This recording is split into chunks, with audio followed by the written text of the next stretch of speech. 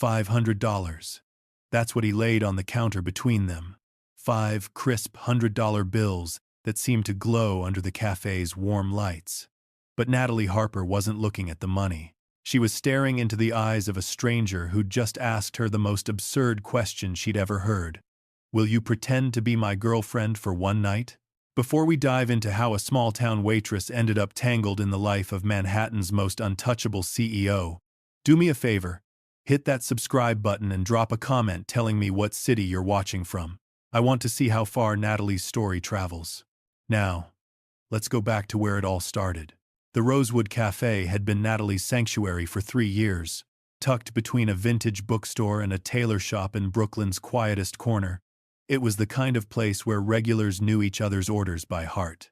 On this particular Tuesday morning, the café hummed with its usual rhythm, espresso machines hissing, indie music playing softly, the scent of cinnamon rolls fresh from the oven. Natalie had just finished helping Mrs. Chen to her favorite window seat when she noticed him. The man in the corner booth didn't belong here. Everything about him screamed expensive. The charcoal suit that probably cost more than her monthly rent, the silver watch catching the light, the way he held his phone like it might explode at any second. But it was his face that struck her. Handsome, yes, but carved from exhaustion, jaw tight, eyes dark with something between anger and desperation. She'd learned to read people in this cafe. The college students cramming for exams, the artists sketching in worn notebooks, the heartbroken souls seeking comfort in bottomless coffee. But this man, he was a locked vault. "Can I get you anything else?" Natalie asked, approaching his table with her notepad ready. He looked up, and for a moment, something flickered in those steel-gray eyes.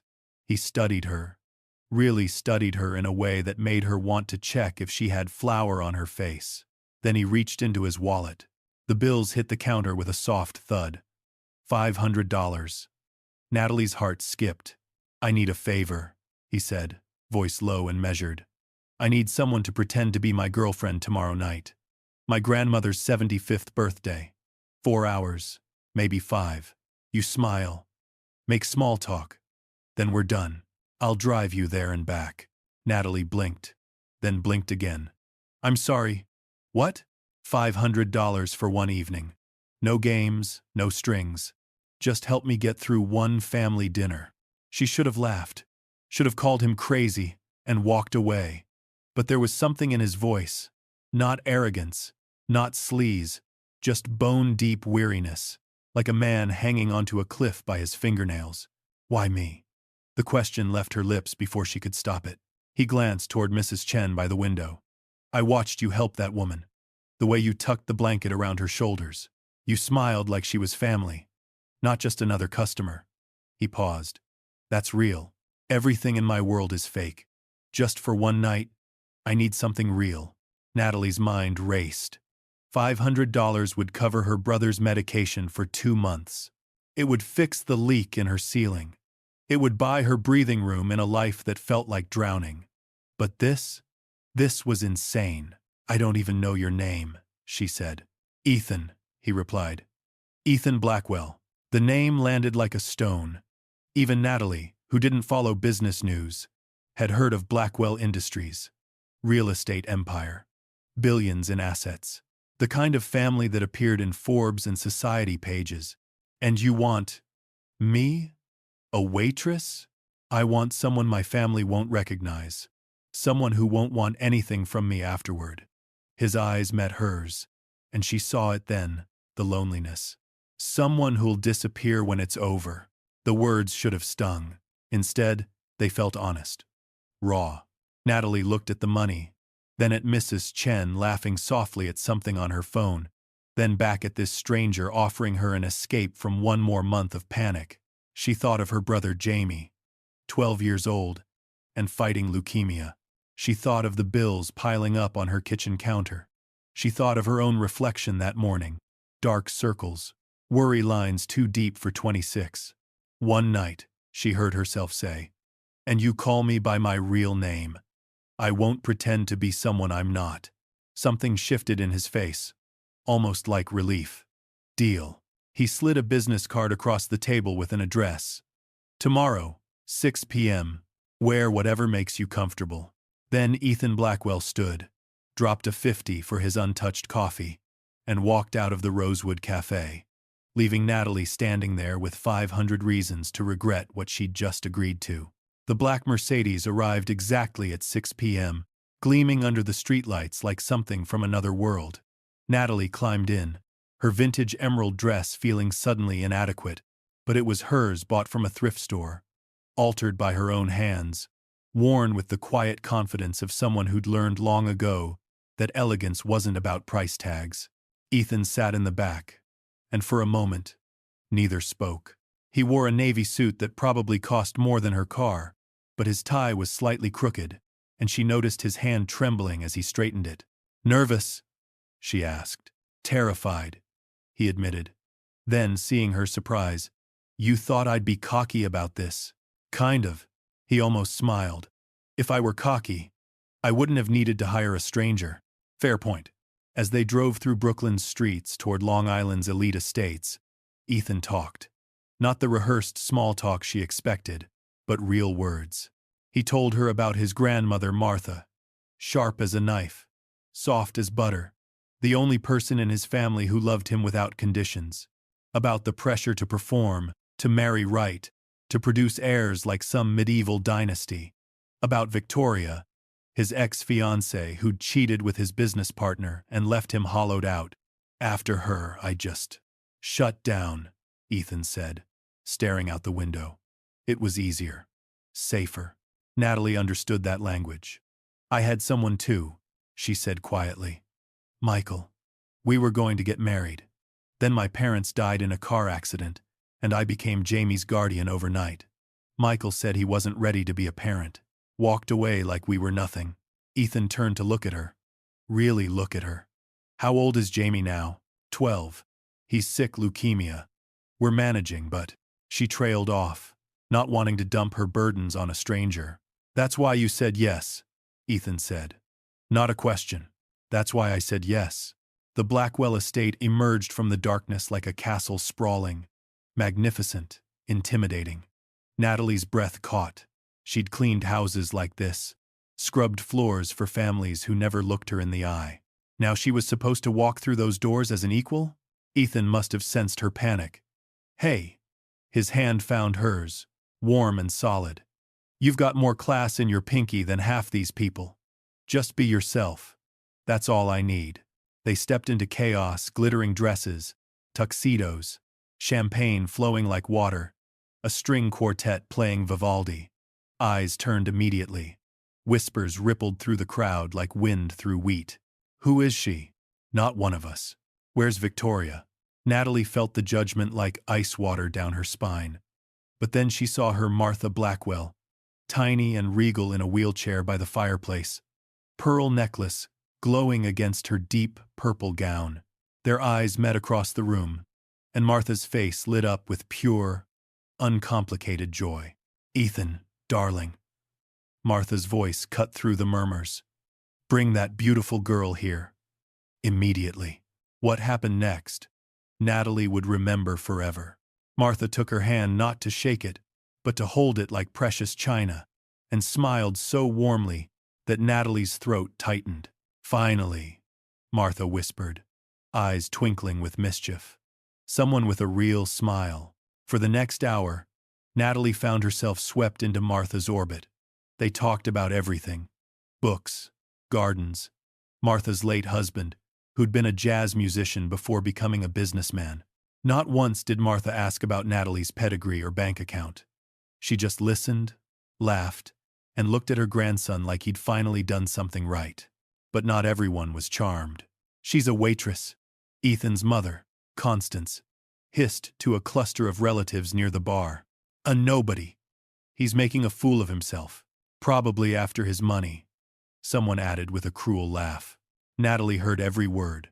She started to pull away, to make excuses, but Ethan's hand found the small of her back, steady and sure. "Dance with me," he murmured. The ballroom floor opened up before them.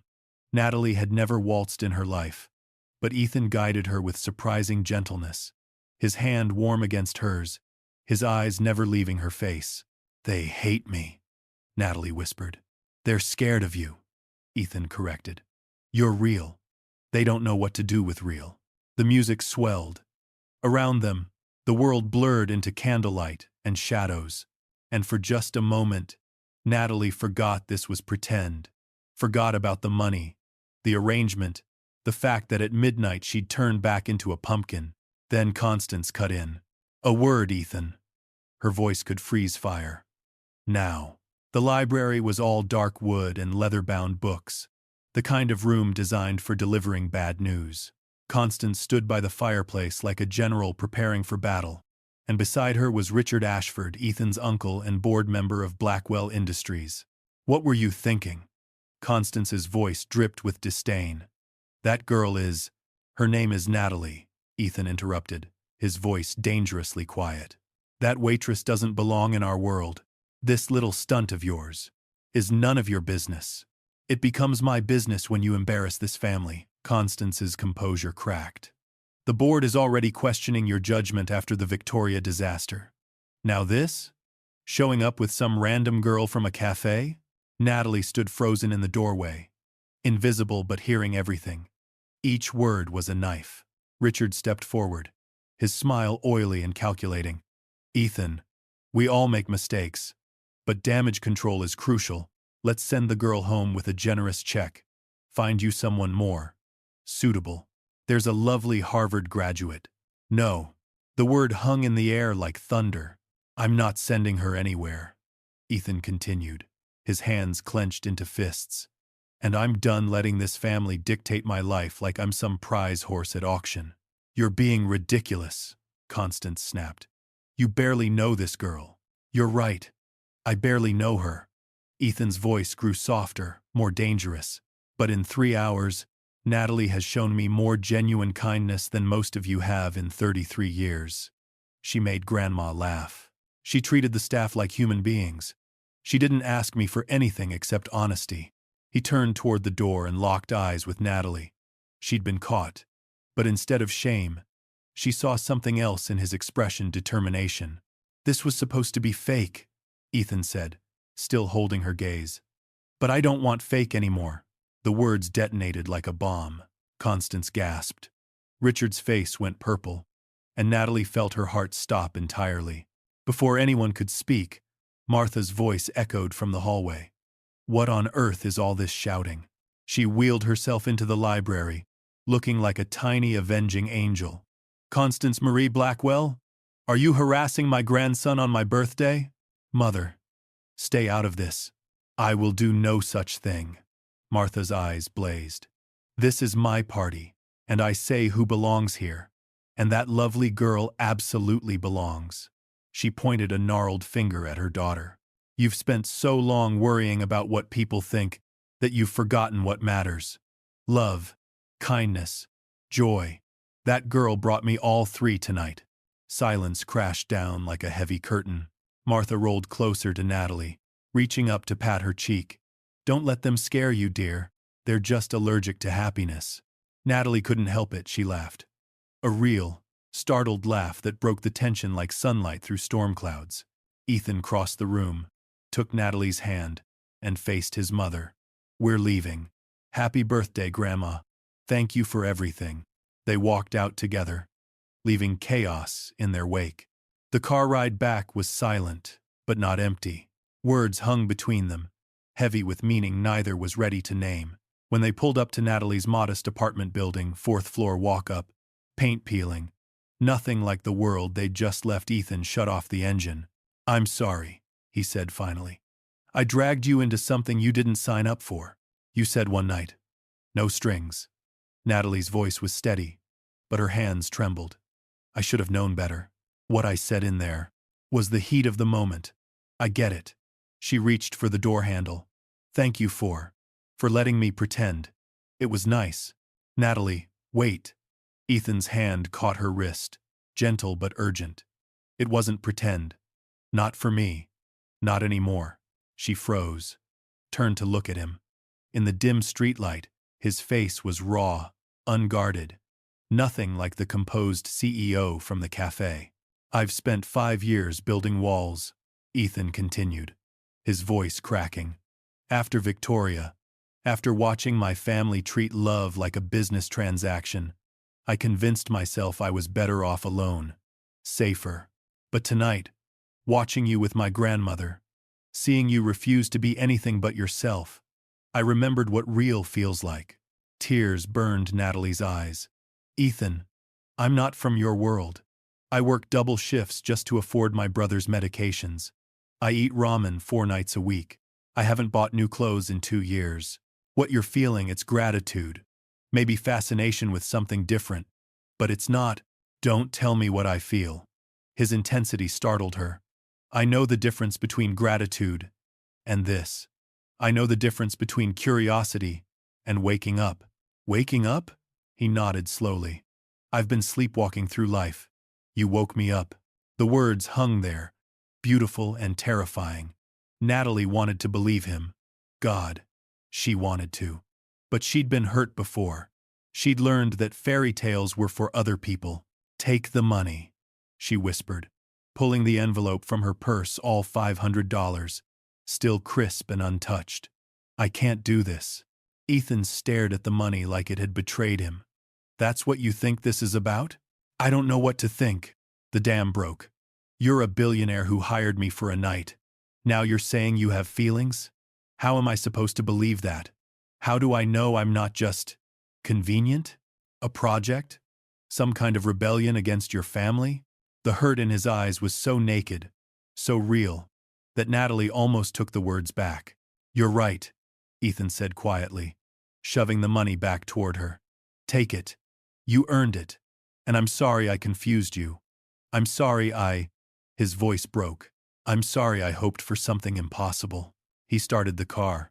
The engine's rumble filled the silence between them. Natalie clutched the envelope, feeling like she was holding shattered glass. Ethan. Good night, Natalie. Thank you for tonight. For making my grandmother happy. For reminding me what kindness looks like. His jaw tightened. I'll remember it. She got out of the car, walked to her building's entrance, but she couldn't make herself go inside. She stood there, frozen, as the Mercedes pulled away from the curb, and for the first time in years, Natalie Harper let herself cry. 3 days later, the article hit. Billionaire CEO's hired date. Inside Ethan Blackwell's desperate scheme. It was everywhere: gossip sites, tabloids, forwarded emails. Someone from the party had talked, twisted the story into something ugly. Photos of Natalie in her emerald dress, screenshots of her café uniform, speculation about payment, about prostitution, about gold digging. Natalie's phone exploded. Unknown numbers. Reporters at the café. A photographer followed her to Jamie's hospital. Miss Harper, how much did he pay you? Was it all an act? Do you have a comment on the Blackwell family's statement? She had no statement. No defense. She just kept her head down and prayed for it to pass. At Blackwell Industries, the board called an emergency meeting. This is a disaster, Richard Ashford declared, slamming a tablet on the conference table. The stock is down. Our reputation is compromised. Ethan, you need to do damage control immediately. Public apology. Distance yourself from this woman. No. Ethan stood at the head of the table, looking more tired than angry. I won't apologize for treating someone with kindness. Kindness? Constance, also on the board, laughed bitterly. You hired a girl off the street. I asked someone to help me. And she did. With grace and dignity. The only scandal here is how eager everyone is to destroy her for it. The board wants a statement, Richard insisted. Then they'll get one. 2 hours later, Ethan Blackwell held a press conference. No script, no PR team, just him, standing in front of a wall of cameras, looking like a man with nothing left to lose. I did ask Natalie Harper to accompany me to my grandmother's birthday, he began, voice steady. Not because I needed an escort, but because I was tired of pretending. Tired of bringing women my family approved of, who looked at me like a bank account. Natalie looked at my grandmother with compassion. That's what I needed, someone real. Cameras flashed. Reporters shouted questions. "The payment?" Someone called out. "She hasn't cashed the check. She tried to give it back." Ethan's voice grew stronger. "Because unlike so many people in my world, Natalie Harper has integrity. She works 2 jobs to support her sick brother. She volunteers at hospitals. She treats strangers with kindness.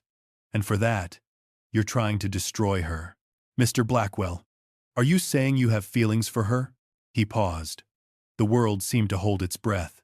"I'm saying," Ethan said carefully, "that I met someone who reminded me that not everything in life is a transaction. Whether she wants anything to do with me after this circus is entirely her choice. But I won't let you paint her as anything less than extraordinary." The press conference ended. Within hours, the narrative shifted. Public opinion swung in Natalie's favor. The vultures retreated, but the damage was done. Natalie didn't watch the press conference. She was too busy sitting in Jamie's hospital room, reading Harry Potter aloud while he slept.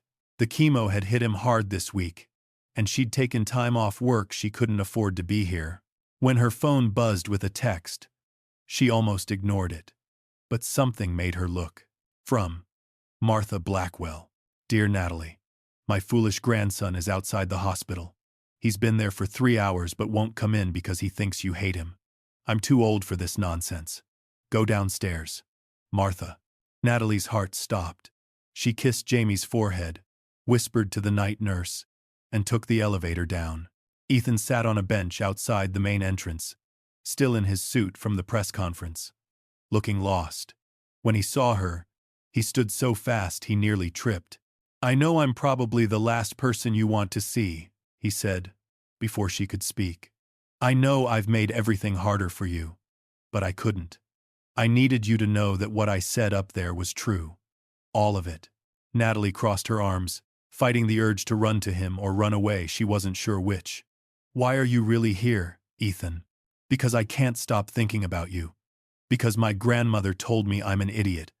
Because—" he ran a hand through his hair, destroying its perfect styling. "Because I want to help. Not as some rich guy writing a check, but as someone who cares. Please, let me help with Jamie's treatment. I don't need your money. I know. You've made that crystal clear." He stepped closer. "But what if it's not about the money? What if it's about me needing to do something good, to use everything I have for something that matters?" Natalie's walls cracked. "Ethan, I'm setting up a foundation," he continued, words tumbling out. "The Martha Foundation. For families dealing with childhood cancer.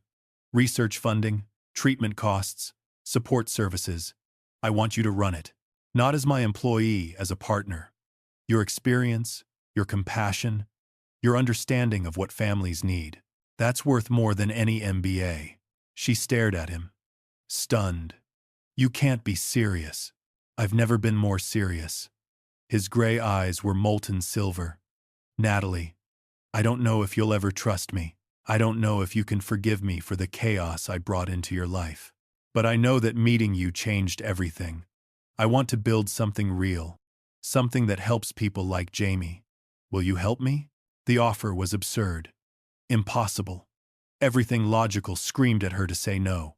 But when Natalie looked at Ethan, Blackwell really looked at him. She didn't see the polished CEO or the damaged billionaire. She saw someone who'd been just as lost as she was. Someone trying to find his way home. "Okay," she whispered. "Let's build something." 1 year later, the Martha Foundation opened its doors in a renovated brownstone in Brooklyn, not far from the Rosewood Café, where everything began. The ribbon-cutting ceremony was small, intimate, nothing like the Blackwell Estate's glittering parties. Martha sat in her wheelchair at the front, beaming as children from the Foundation's programs gathered around her.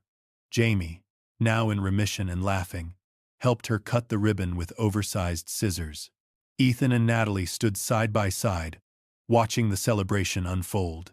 His hand found hers, fingers interlacing like they'd been doing for months now, no longer tentative, but certain. "We did it," Natalie murmured.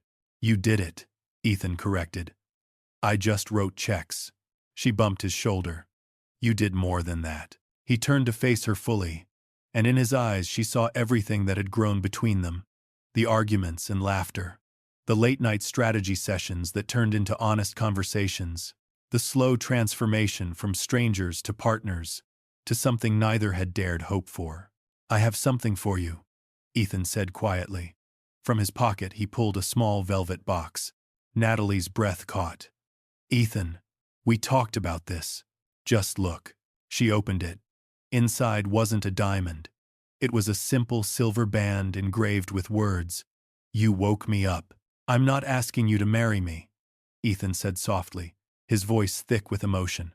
"Not yet. But I'm asking you to believe that this," he gestured between them, "is real. That you're not a project or a rebellion. You're the person who taught me that love isn't about transactions. It's about showing up." Tears streamed down Natalie's face. She took the ring, slipped it onto her right hand, and pulled him into a kiss that tasted like promises and new beginnings. Around them, children cheered. Martha dabbed her eyes with a lace handkerchief. Jamie gave them an exaggerated thumbs up that made everyone laugh. And in that small, perfect moment, surrounded by a community they'd built together, Natalie Harper understood something profound. Fairy tales weren't about glass slippers or Prince Charming. They were about two broken people choosing to heal together. About kindness becoming love. About waking up to what matters most. The foundation would help hundreds of families. Jamie would grow strong. Martha would dance at their wedding. And two strangers who met over $500 would build a lifetime together, not because it was easy, but because it was real. Because sometimes, the best things in life start with the most impossible question. And sometimes, the bravest thing you can say is yes. If this story touched your heart, if you believe in the power of unexpected love and second chances, I need you to do something for me. Don't let this story end here. Subscribe to this channel, share it with someone who needs to believe in magic again, and drop a comment telling me where you're watching from. Stories like Natalie and Ethan's remind us that love isn't about perfection, it's about courage. It's about showing up for each other even when the world says you don't fit. New stories every week. Real emotion. Real hope. Real love. Hit that subscribe button. Your next favorite story is just one click away. Thank you for being here. Thank you for believing. Now go out there and find your own real,